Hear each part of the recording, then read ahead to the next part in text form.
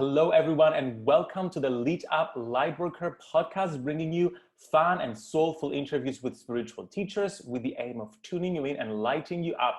You can access all episodes of the podcast on iTunes, Spotify, Stitcher, and TuneIn. And be sure to subscribe to my YouTube channel for more videos and interviews all about finding and following your life purpose. My name is George Lizos. I'm a spiritual teacher, intuitive, the co-creator of Elemental Healing, the author of Be the Guru, and the #1 best-selling Lightworkers Gotta Work. And today I have with me Cynthia Kane. Cynthia Kane is a certified meditation and mindfulness instructor and the founder of the Kane International Communication Institute. She's the author of How to Meditate Like a Buddhist, How to Communicate Like a Buddhist, and Talk to Yourself Like a Buddhist. She has helped over 40,000 people change their way of communicating through her online courses, workshops, and training programs. She creates unique communication-focused meditations that assist people in having better communication in any conversation or situation. Cynthia, welcome to the Lit Up Lightworker Podcast. Thank you. I'm really happy to be with you today. I am thrilled to have you here to chat all about meditation. Your upcoming book is all about meditating like a Buddhist. We all know meditation is such an important tool in connecting to our inner guide and to following our life purpose and generally to being happier. And I gotta tell you, when I lived in London, I used to meditate 1 hour every week at a Buddhist temple. And it was something I hadn't tried before. Like, my usual style of meditation is just sitting on my bed, like palms facing upwards, 15 minutes, usually a guided meditation, or I do something with it. But staying silent for an hour with no music in a specific position was totally different. I left there feeling like I was flying high and I was in a different dimension. It was definitely life-changing. That's why I want to chat about it today. But let's start from the beginning first. What are the different types of meditation and how do we choose the one that's right for us? So the incredible thing with meditation, there are thousands of different types of meditations, right? But generally the basic meditations that you do are a breath awareness meditation, which is where you're seated on a cushion or on a chair and your attention is on your breath, right? So that's where you're putting your attention on your inhale or your exhale, the cool air coming in, the warm air coming out, the pauses between the breaths, right? So that's breath awareness. Then there's mantra meditation, which is where mantra means vehicle of the mind, and it's really using sound to break up the thought patterns. So, your thoughts come in when meditation, you notice them, you acknowledge them, you move them to the side, you come back to your point of focus. In this meditation, it's the sound. So you'll hear different Sanskrit terms like hamsa, or you can even use words like love or peace. And it's not so much the word itself, it's the actual vibration in the body that is really the most important. So that's mantra meditation. And then there's Vipassana meditation, which is where you are really, you're sitting and you're allowing all of the emotion that's happening within you to come forward. So often we kind of try to push that away, right? But this is where you're letting anger and you're letting sadness and you're letting joy and you're letting frustration, all of what you are feeling come through. And you're sitting in that discomfort, which is really uncomfortable to do, until it's no longer drawing you away. The charge isn't very strong. And then you come back to your breath, right? So, those are 3 basic meditations. And the other one that I started with when I began this journey is one of really paying attention to the breath. That's where I began. I think that the breath is always available to you, so it becomes very easy to do anywhere.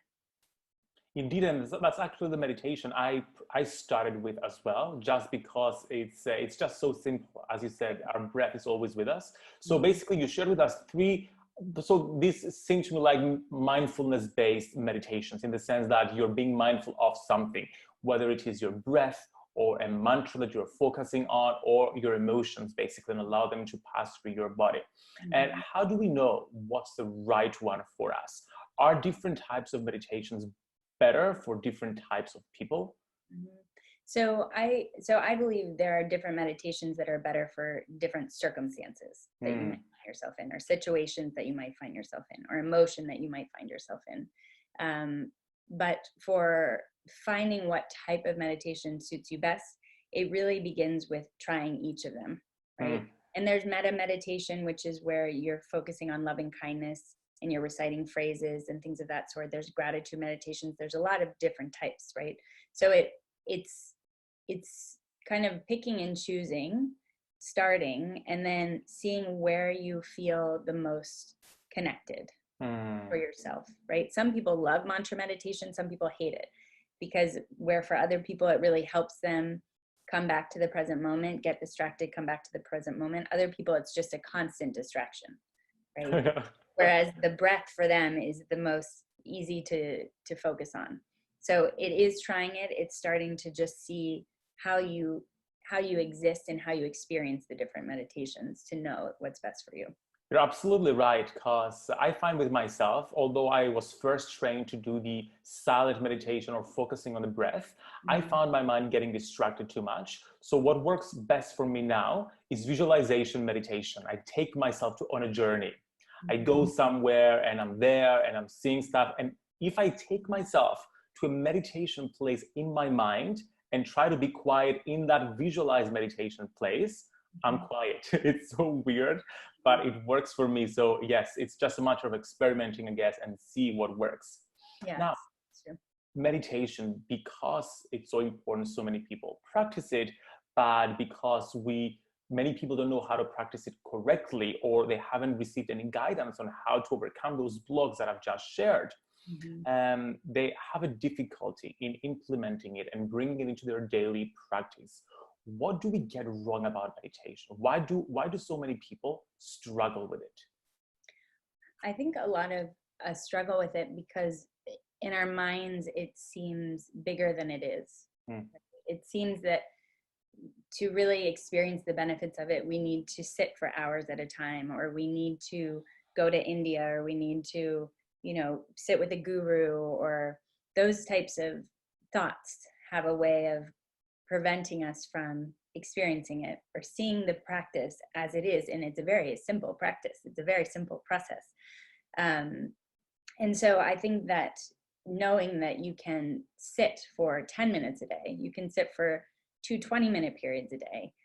Sometimes even 5 minutes is just wonderful, because really what you're cultivating is this connection with the present moment and this connection with yourself. And really learning how to change your relationship to distraction. And so 5 minutes, if that's what you have, that's phenomenal. So I think that time is one of the big pieces that stop people from doing the practice. And then I think the idea that you have to know more or be more or do more within the field of wellness or meditation or yoga, that prevents people from seeing that it's really a practical practice. Yeah, I remember reading a quote from Gabby Bernstein about meditation, where she said, when people ask me, when people tell me I don't have time to meditate, I tell them, do you have time to feel like shit? That's true. I mean, but what also people don't see is that we're meditating all the time. We really are, right? Anytime you go on a walk, anytime you're looking out at trees, at the sky, when you suddenly catch the birds flying, right? That's all a meditative experience. It's just the way that we describe it can make it seem too formal, right? So we just need to demystify meditation, drop our expectations, and realize it's something very natural that we were born doing, basically. It's like part of our DNA. So what are some easy ways we can start implementing meditation into our daily practice if we're living really hectic, fast lives? So how can we overcome that fear, oh, I don't have time, or it's too noisy outside? it's like self-sabotaging thoughts. How do we like bust through them and start implementing it on a day-to-day practice? So I think in the morning, really the morning is a great time to implement the practice. When you get up in the morning, you go to the bathroom, you come back to wherever you are, and you can just sit with your eyes closed.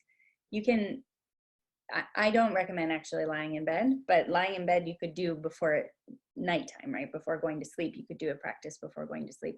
But in the morning, closing your eyes and taking 5 slow, deep inhales and exhales, putting your attention on your inhale and your exhale, that's a really easy way just to start to implement in the beginning, right?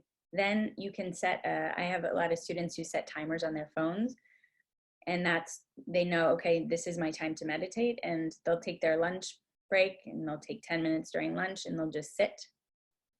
And then the other way to really bring it in to your day-to-day is to see that you don't have to make it a formal practice. So when I say that, it doesn't mean you have to sit.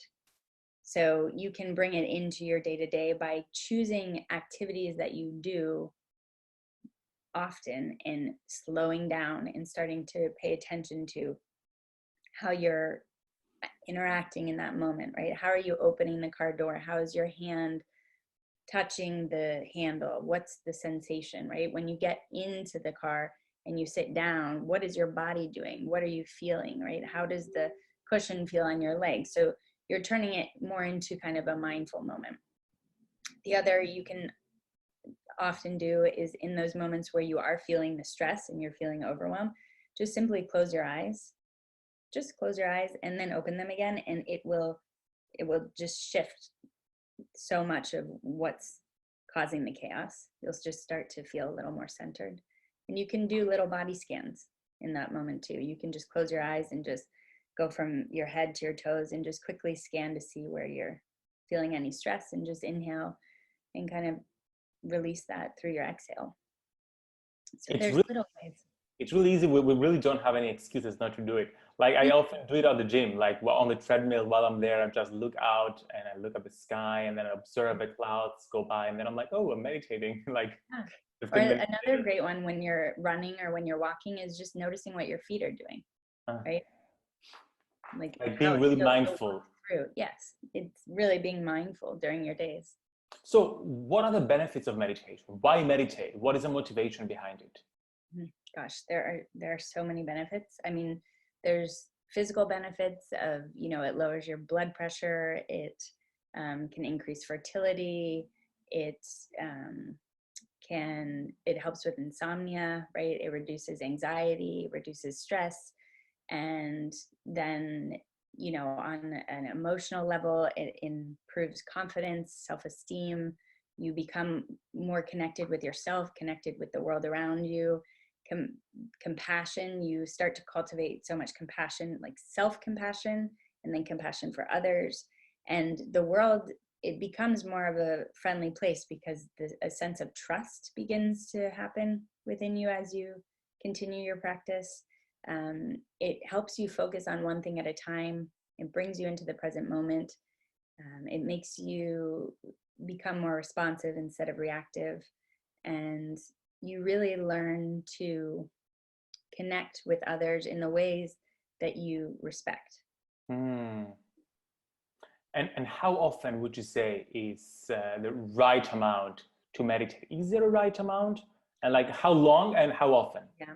So a lot of people will say a lot of different things, right? And in terms of, I'm using quotes here, the right way to meditate. Yeah. I don't believe the only right way to meditate is if you meditate.